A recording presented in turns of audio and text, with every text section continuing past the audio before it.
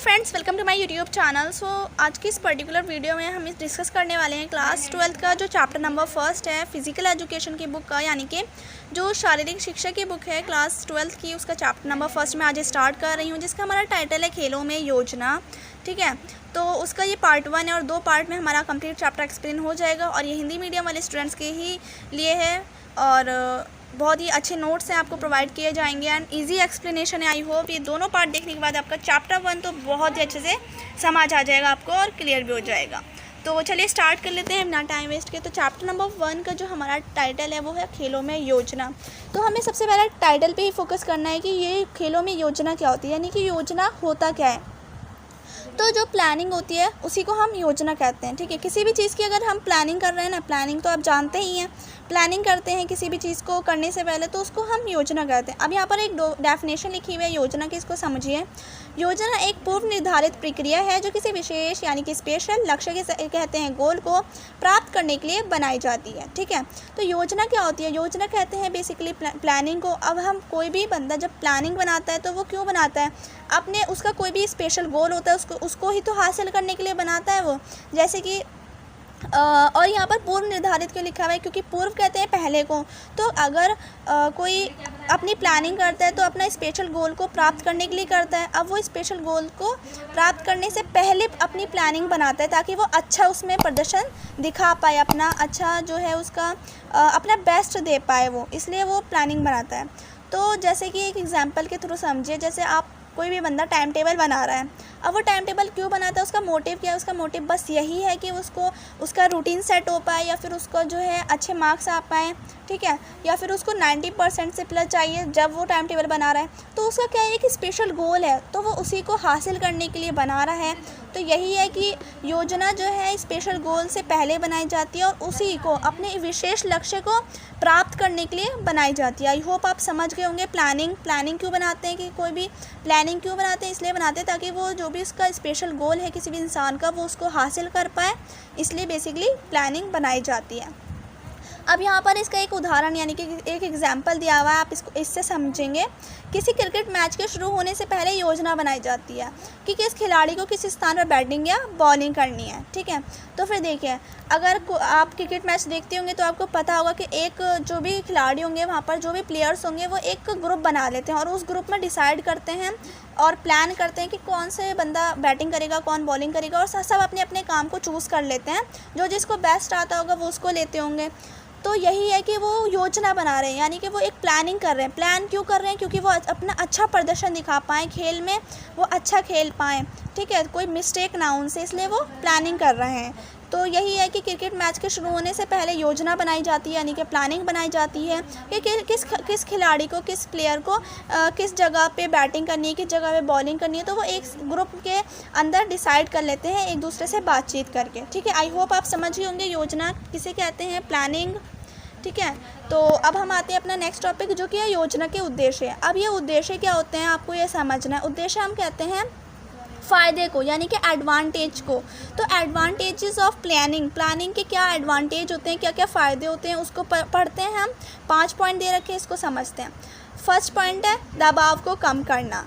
ठीक है, अगर हम योजना बनाएंगे तो दबाव भी कम होगा। अभी मैं आपको पढ़ के बताती हूँ, आगे इसकी 5 की डेफिनेशन है, उसको समझेंगे आसानी से आपको समझ आ जाएगा। सेकंड है गलतियों की कम संभावना। थर्ड है तालमेल में वृद्धि। फोर्थ है खेल प्रदर्शन में सुधार। फिफ्थ है दक्षता में वृद्धि। अब आते हैं इसकी डेफिनेशन पे, एक एक को अच्छी तरीके से समझते हैं। तो हमारा जो फर्स्ट है वो है दबाव, यानी कि दबाव को कम करना। यहाँ पर पूरा लिखना, अगर आप नोट्स अपने लिखेंगे इसके थ्रू तो आप अपना सही से लिखिएगा। यहाँ कुछ मिस्टेक हो गई है फर्स्ट में। जैसे कि मैंने आपको योजना के एडवांटेज यानी कि योजना के जो भी उद्देश्य है उसमें फर्स्ट बताया था। फर्स्ट क्या था? दबाव को कम करना। तो ये सिर्फ इसमें दबाव लिख रखा है, लेकिन इसका जो पूरा जो मेन होगा वो है दबाव को कम करना, इसका फर्स्ट उद्देश्य में। ठीक है, तो दबाव, अब कोई भी अगर इंसान योजना बना रहा है, कोई प्लानिंग कर रहा है, तो उसका दबाव भी कम होएगा। यानी कि अगर किसी भी खेल को खेलने से पहले हम योजना बनाते हैं तो उस खेल में हम अपना अच्छा प्रदर्शन दे पाते हैं, क्योंकि योजना यानी कि प्लानिंग बनाने से हमारा जो मानसिक दबाव है या फिर तनाव है वो दूर हो जाता है। तो यही है कि इस योजना बनाने से बहुत ज़्यादा फ़ायदे होते हैं। प्लानिंग बनाते हैं किसी भी चीज़ की तो हमारे माइंड पे प्रेशर भी नहीं रहता, हम जो है अच्छी तरीके से वो काम कर पाते हैं।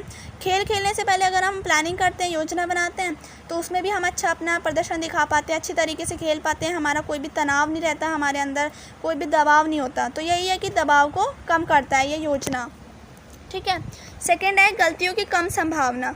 अब गलतियां भी कम होंगी अगर कोई प्लानिंग बनाएगा खेलने से पहले, तो गलतियां भी बिल्कुल नहीं होंगी उससे। तो यदि किसी भी खेल को खेलने से पहले योजना बनाई जाती है तो उससे खिलाड़ी द्वारा खेल में बहुत ही कम गलतियां होती हैं या फिर गलतियां होती नहीं हैं। अगर होंगी तो काफ़ी कम होंगी, क्योंकि उसने योजना बना रखी है, प्लानिंग बना रखी है, उसकी गलतियों की संभावना ही नहीं रहेगी। तथा जो भी आयोजकों द्वारा भी गलतियों की कम संभावना होती है।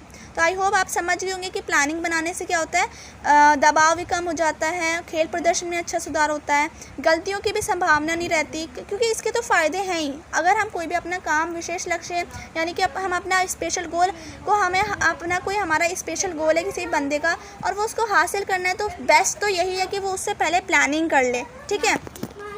तो थर्ड हमारा आता है तालमेल में वृद्धि। अब ये क्या है, तालमेल में वृद्धि का मतलब, वृद्धि कहते हैं बढ़ोतरी, यानी कि बढ़ रहा है। तालमेल क्या होता है, एक दूसरे से जो भी रिलेशन होते हैं, संबंध होते हैं, वो बढ़ जाते हैं। अब कोई भी खेल खेलने से पहले कोई वो अपना जो भी प्लेयर्स होते हैं वो एक ग्रुप बनाते हैं, जैसे कि मैंने आपको अभी बताया था। अब वो ग्रुप बना के एक दूसरे से बातचीत करेंगे कि तुम्हें ये बैटिंग अच्छी आती है तुम बैटिंग करना, और तुम्हें बॉलिंग अच्छी आती है तो तुम बॉलिंग करना। तो उनके क्या होगा, उनके एक दूसरे से बातचीत करने में, तालमेल में, आपस में उनके वृद्धि हो जाएगी, उनका संबंध अच्छा होगा। तो यही लिखा है कि यदि किसी भी खेल को खेलने से पहले उस खेल की योजना यानी कि उस खेल की प्लानिंग बनाई जाए तो उस खेल में खिलाड़ियों के बीच क्या होगा, तालमेल में वृद्धि होती है। इसलिए योजना के द्वारा जो है टीम का प्रदर्शन भी बेहतर हो जाता है। यानी कि अगर प्लानिंग बनाए तो फिर उस टीम का जो प्रदर्शन है, वो जो टीम खेल रही है उसका बहुत ज़्यादा अच्छे तरीके से खेल पाएगी। फोर्थ आ जाता है खेल प्रदर्शन में सुधार। तो यही बात आ रही है, देखो खेल प्रदर्शन में सुधार यानी कि खेलने में सुधार। अब जो वो खेल दिखा रहे हैं खेल के, यानी कि कोई भी क्रिकेट मैच चल रहा है तो वो उनका क्रिकेट मैच में सुधार आएगा। ठीक है। या फिर कोई भी खेल है उसमें खेल प्रदर्शन में अच्छा ही वो अपना प्रदर्शन दे पाएंगे। तो यही लिखा है कि यदि किसी भी खेल को खेलने से पहले उस खेल की योजना यानी कि प्लानिंग बनाई जाए तो उस खेल को खेलने वाले जो खिलाड़ी होंगे उनके प्रदर्शन में, यानी कि प्रदर्शन किसे कहते हैं, परफॉर्मेंस में, जो गेम के परफॉर्मेंस में काफ़ी ज़्यादा सुधार आता है। तथा खिलाड़ी जो हैं, जो भी खिलाड़ी हैं यानी कि जो भी प्लेयर्स हैं, वो सारे प्लेयर्स बहुत अच्छा अपना बेहतर प्रदर्शन कर पाते हैं। आई होप आप समझ रहे होंगे। फिफ्थ पॉइंट आ जाता है दक्षता में वृद्धि। तो ये दक्षता होता क्या, आपको ये समझना है। ठीक है। तो इसकी डेफिनेशन में लिखा हुआ है, यदि किसी भी खेल को खेलने से पहले उस खेल की योजना बनाई जाए तो जो भी उस खेल के खिलाड़ी होंगे उनमें अच्छी तरह से कुशलता, निपुणता यानी कि बहुत अच्छी क्वालिटीज़ पैदा होंगी और उसकी जो दक्षता है उसमें भी वृद्धि होगी। ठीक है। तो यही है इसका मीनिंग। दक्षता का मतलब यही होता है कि उस खिलाड़ी में खेलने की अच्छी तरह से कुशलता आए, निपुणता आए। कुशलता और निपुणता का मतलब ही एक होता है कि अच्छी तरह से वो खेल पाए, अपना सुधार, खेल प्रदर्शन में काफ़ी अच्छा अपना परफॉर्मेंस दिखा पाए। ठीक है। आई होप आप समझ गए होंगे। अब हम आते हैं अपना नेक्स्ट टॉपिक, जो कि खेल समितियाँ। अब समितियाँ किसे कहते हैं, समितियाँ हम कहते हैं खेल की कमेटी को, यानी कि गेम्स कमेटी। ठीक है। कमेटी होती है ना, तो वही है, उसी के बारे में हमें समझना है। तो सबसे पहले इसके हम टाइप्स के बारे में समझते हैं कि कितने प्रकार की होती हैं खेल की समितियाँ, कितने प्रकार की होती हैं। तो ये 3 प्रकार की होती है, यानी कि 3 टाइप्स ऑफ गेम कमेटीज़। तो सबसे पहली जो है वो टूर्नामेंट से जो पहले हो जाती है, और एक होती है जो टूर्नामेंट के दौरान यानी कि टूर्नामेंट के बीच में चलती है, और एक होती है जो टूर्नामेंट के बाद चलती है। ठीक है। अब बहुत से बच्चों को यही नहीं पता होगा कि टूर्नामेंट होता क्या है। तो टूर्नामेंट का मैं आपको मीनिंग बता देती हूँ। टूर्नामेंट बेसिकली गेम को ही कहते हैं। ठीक है। तो एक योजना के तहत यानी कि एक प्लानिंग के तहत कोई भी अलग अलग टीमों के बीच नियमों के अनुसार कोई भी प्रतियोगिता हो रही है, कोई भी गेम चल रहा है, उसको ही टूर्नामेंट कहते हैं। ठीक है। उस कोई भी क्रिकेट मैच चल रहा है, टूर्नामेंट जो है क्रिकेट मैच को कहते हैं। और जैसे हम कहते हैं क्रिकेट टूर्नामेंट चल रहा है, या फिर और काफ़ी टाइप्स के होते हैं। ठीक है। तो योजना के तहत होते हैं वो क्रिकेट मैच। हर किसी गेम में जो बड़े बड़े गेम्स होते हैं उसमें प्लानिंग तो बना ही जाती है और अलग अलग टीमों के बीच होते हैं, तो और नियम भी होते हैं उसमें। तो फिर यही है कि टूर्नामेंट हम उसी को ही कहते हैं। कोई भी प्रतियोगिता चल रही है किसी भी प्लानिंग के अनुसार, तो फिर उसको हम टूर्नामेंट कहते हैं। आई होप आप समझ गए होंगे। तो ये जो खेल समितियाँ ये 3 टाइप्स की होती हैं, यानी कि एक टूर्नामेंट से पहले जो होती हैं, टूर्नामेंट के दौरान जो चलती हैं बीच में, और एक होती हैं जो टूर्नामेंट के बाद चलती हैं। तो अब हम इन तीनों को ही अच्छे से समझते हैं कि ये कौन कौन सी होती हैं। तो जो टूर्नामेंट से पूर्व समिति, पूर्व किसे कहते हैं? पहले को। तो पूर्व का मतलब ही पहले होता है। तो जो टूर्नामेंट से पहले वाली जो कमेटी होती है, यानी कि before committee, tournament before starting tournament से जो भी वो वाली कमेटी होती है वो फर्स्ट है। तो उसके बारे में समझते हैं वो कौन कौन सी कमेटी होती है, कौन कौन सी समिति होती हैं। तो ये 4 तरह की यहाँ पर होती हैं टूर्नामेंट से जो भी पहले होती है। एक आयोजन समिति, वैसे तो और भी तरह की और भी काम होते हैं समिति के, कमेटी के और भी काम होते हैं, यानी कि और हो सकती हैं, बट इसमें जो इम्पोर्टेंट है वो ये 4 ही हैं, आप इनको ही समझिए। तो जो टूर्नामेंट से पूर्व समिति है, इसमें सबसे पहला आ जाता है आयोजन समिति। अब ये जो आयोजन समिति है, इसमें जो लोग होते हैं आयोजन समिति के लोग, वो क्या करते हैं, इस कमेटी के जो लोग होते हैं उनको आयोजन करना पड़ता है। यानी कि आपको नाम से ही समझ आ रहा होगा कि टूर्नामेंट से जो भी पहले के काम होंगे ना वो करेंगे। जैसे कि आयोजन समिति क्या करेगी, ये समिति खेल प्रतियोगिता के आयोजन तथा संचालन के लिए जिम्मेदार होती हैं। ये आयोजन करेगी कि इस टूर्नामेंट, ये टूर्नामेंट चल रहा है तो इसका क्या है, आयोजन करेगी कि स्टार्ट होने वाला है, जैसे माइक में बोलते नहीं है, उसका आयोजन कर देगी ये वाली कमेटी, ठीक है। सेकेंड आता है प्रचार समिति। आप प्रचार से ही आपको समझ आ रहा है कि प्रचार समिति होती है, उस समिति का क्या क्या कार्य होता है। तो उसका मुख्य कार्य प्रचार समिति का यही होता है कि प्रतियोगिता की तारीख, स्थान और समय की सूचना का प्रचार करना होता है। यानी कि जैसे आप जानते हैं डेट, वेन्यू, यानी कि किस स्थान पर हो रहा है वो जो भी गेम हो रहा है, और उसका टाइम क्या है, यानी कि डेट और टाइम, और उस क्या जगह है उस स्थान की, यानी कि वेन्यू क्या है। तो डेट, टाइम और वेन्यू को ही बताती है ये प्रचार समिति, इसी चीज़ का प्रचार करती है। जैसे कि आप देखते होंगे कि कोई भी जैसे गेम होता है, काफ़ी बड़े बड़े टूर्नामेंट स्टार्ट होते हैं, तो उससे पहले क्या आते हैं, एड्स आने लगते हैं कि ये स्टार्ट होने वाला है, और उसमें उनको या फिर एडवर्टाइजमेंट होने लगते हैं, पर्चे छपने लगते हैं, ठीक है। या वो भी कोई भी वो प्लेटफॉर्म में, किसी भी सोशल मीडिया प्लेटफॉर्म में वो अपना डाल लें कि ये वाला जो है टूर्नामेंट स्टार्ट होने वाला है, तो वो उसमें क्या क्या डालते हैं, उसका प्रचार करते हैं कि ये टूर्नामेंट है, और टूर्नामेंट का नाम डाल देंगे, उसका डेट डाल देंगे, तारीख डाल देंगे, वेन्यू, ये सब स्थान वगैरह डाल देंगे कि यहाँ पर हो रहा है, जिसको भी पार्टिसिपेट करना है वो कर सकता है। तो यही है कि प्रचार समिति का कार्य प्रचार करना ही होता है। अब थर्ड आती है क्रिया समिति। तो यहाँ पर ई की मात्रा लगी हुई है, छोटे ई की मात्रा, तो ये नहीं आएगी, क्रिया समिति होगी। यहाँ पर मिस्टेक हो रखी है, तो आप ध्यान रखिएगा। तो क्रिया समिति का क्या कार्य होता है, इस समिति का मुख्य कार्य यानी कि मेन जो वर्क है वो यही है कि सभी खेल संबंधी वस्तुओं का या फिर उपकरणों को खरीदना तथा उपलब्ध कराना होता है। जैसे कि आप मान लीजिए क्रिकेट मैच हो रहा है, यानी कि क्रिकेट टूर्नामेंट है, तो फिर उसमें क्या क्या चीज़ चाहिए, उसमें कोई भी वस्तु है, क्रिकेट बैट चाहिए, बॉल चाहिए, ग्लव चाहिए, जो भी उनकी शीट है, फेस शीट, वो चाहिए, और जो भी वस्तुएं होती हैं या फिर जो भी खेल से संबंधित जो भी चीज़ होंगी ना, जो उनको चाहिए प्लेयर्स को, वो सारी चीज़ें प्रोवाइड कराती है क्रिया समिति। वो खरीदती है और उसको सबको देती हैं कि जिसको जो चाहिए होता है। तो इनका कार्य यही होता है क्रिया समिति का। अब फोर्थ आते हैं हमारा तकनीक समिति। अब ये तकनीक समिति कौन सी होती है, तकनीक समिति आपको नाम से ही समझ आ रहा होगा, तकनीक यानी कि टेक्नोलॉजी वाली। तो इस समिति का जो कार्य होता है, काम जो होता है, वो यही होता है कि खेल के जो उपकरण है, यानी कि खेल के उपकरण कौन कौन से हैं, बैट, बॉल, या फिर और जो भी हैं, जो भी खेलने में जो भी चीज़ें इस्तेमाल हो रही हैं उन सब की देख रेख करना, मैदान की देख रेख करना, और जो भी लाइट्स लगी हुई हैं। अब देखो कोई भी ग्राउंड में खेल होता है ना, मैदान में होता है खेल, आप देखते होंगे टीवी में, तो उसके ऊपर लाइटें लगी हुई रहती हैं काफ़ी सारी। तो यहाँ पर काफ़ी अच्छा मतलब लाइटों की प्रोवाइड करवाना, लाइटों की देख रेख करना। तो यही है कि जो भी टेक्नोलॉजी वाले काम होंगे, या फिर मैदान की देख रेख और सामान की देख रेख, लाइट्स की देख रेख, ये सब इसका काम होता है तकनीक समिति का। आई होप आप समझ गए होंगे। ये 4 ही हैं टूर्नामेंट से जो भी पहले की समिति के काम होते हैं। अब हम आते हैं अपना सेकंड पॉइंट, जो कि है टूर्नामेंट के दौरान समिति, यानी कि जो टूर्नामेंट के दौरान बीच में जो समिति चलती है, ठीक है। तो ये भी 4 हैं। इसमें सबसे पहले जो आता है टूर्नामेंट के दौरान में स्वागत समिति होती है। तो स्वागत समिति का क्या मतलब होता है? स्वागत करती है, बेसिकली वो स्वागत ही करेगी जब उसका नाम स्वागत समिति है।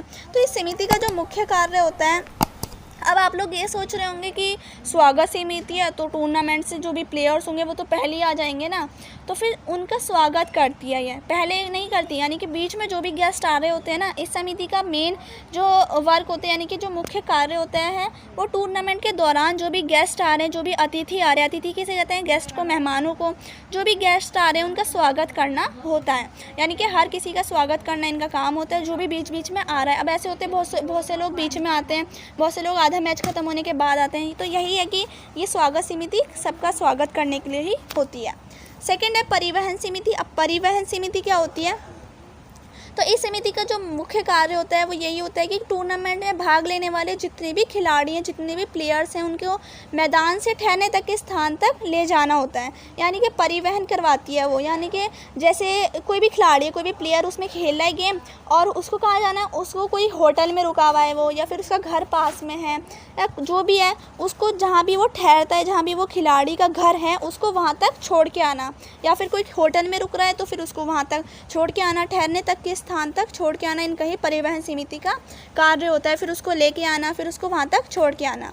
थर्ड है भोजन तथा आवास समिति, ठीक है। तो भोजन तथा आवास समिति में क्या होता है? आवास किसे कहते हैं? घर को कहते हैं, और भोजन कहते हैं खाने को, फूड। तो फिर भोजन तथा आवास समिति का ये कार्य होता है कि ये समिति जो होती है वो खिलाड़ियों, यानी कि जो प्लेयर्स होते हैं उनको, या फिर अधिकारी जो होते हैं, अधिकारियों के ठहरने तथा भोजन का प्रबंधन करती है। यानी कि ये जो भोजन समिति, हमें नाम से समझ आ रहा है ना, भोजन ही करवाती होगी। तो ये समिति जो है, इसका कार्य भोजन का होता है कि इन सब जो भी खिलाड़ी हैं, जो भी अधिकारी आ रहे हैं, या फिर जो भी वहाँ पर खेलने वाले खिलाड़ी, उन सबको भोजन का मैनेजमेंट करवाना। प्रबंधन किसे कहते हैं? प्रबंधन कहते हैं हम मैनेजमेंट को। तो ये मैनेजमेंट करती है किसका? खाने का। उन सबके जो भी खिलाड़ी हैं उन सबके खाने पीने का, भोजन का व्यवस्था करती है, भोजन का प्रबंधन करती है। फोर्थ आ जाती है पुरस्कार समिति। अब ये जो पुरस्कार समिति है, इसका कार्य क्या होता है? पुरस्कार देना। पुरस्कार किसे कहते हैं?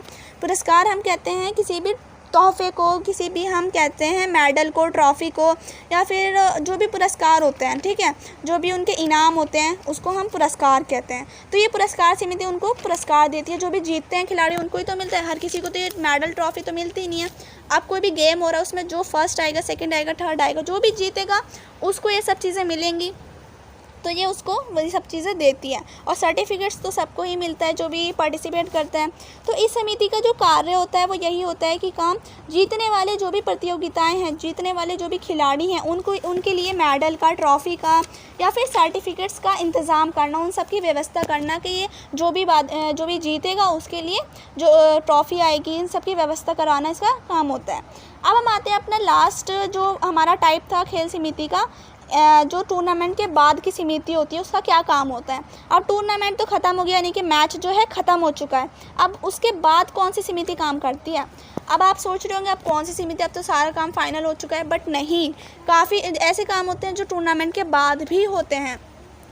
तो टूर्नामेंट के बाद की समितियों का कार्य यही होता है कि टूर्नामेंट के बाद की सभी व्यवस्थाओं को समेटना होता है। अब तो टूर्नामेंट के बाद के जो भी काम है वो ये सब देखती हैं।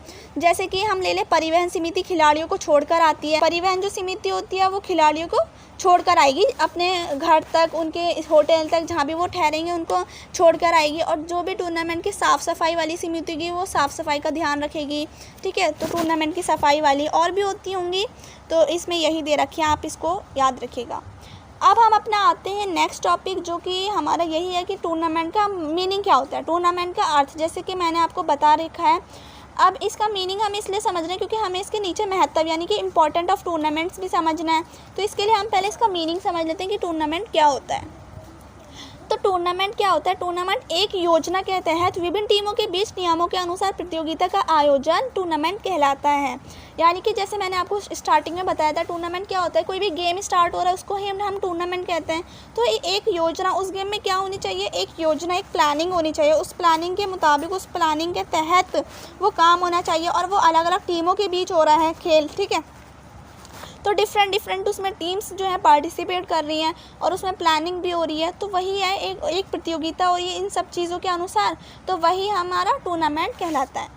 अब हम बात करते हैं टूर्नामेंट का महत्व। इसका महत्व क्या है, इसका इम्पोर्टेंट रोल क्या है, तो इससे क्या क्या हमारे फ़ायदे होते हैं। तो तीन पॉइंट लिखे हुए हैं। फर्स्ट में आता है खेल कौशलों, यानी कि कौशलों किसे कहते हैं, स्किल्स को, जो भी हमारी गेम की स्किल्स होती हैं उसका विकास होता है। अब ये बात तो है, देखिए अगर कोई भी बंदा गेम खेल रहा है और वो खेलते जा रहा है रोज़ाना, तो उसका क्या होगा, उसके इम्प्रूवमेंट स्किल्स में बहुत ज़्यादा बढ़ोतरी होगी। उसकी जो स्किल्स हैं, माइंड की स्किल, उसमें भी विकास होगा। तो यही है कि खेल के कौशलों में भी विकास होता है। जो बंदा जितना खेलेगा उसका उतना ही सुधार हो पाएगा हर चीज़ में। ये तो गेम में नहीं है, ये हर चीज़ में। अगर आप जितना पढ़ेंगे उतना ही आपको समझ आता रहेगा। आप एक चैप्टर एक बार पढ़ेंगे आपको थोड़ा समझ आएगा। एक बंदे एक चैप्टर को नोट्स से बना रहा है, 2 बार पढ़ रहा है, तो उसको ज़्यादा समझ आएगा। तो जितना बार हम प्रैक्टिस करेंगे, जितनी प्रैक्टिस करेंगे उतना ही हमें अच्छा आता रहेगा वो चीज़। तो यही खेल में भी यही चीज़ है कि जितना खेलेंगे उतना ही अच्छा इम्प्रूवमेंट आएगा। तो फर्स्ट पॉइंट में यही है कि खेल की कौशलों में भी डेवलपमेंट आएगा, विकास होगा। सेकेंड पॉइंट में हमारा आ जाता है भाईचारे का विकास। अब भाईचारे का विकास क्यों है, क्योंकि इसमें क्या होता है, एक दूसरे से रिलेशन में अच्छा हमारा संबंध जुड़ता है।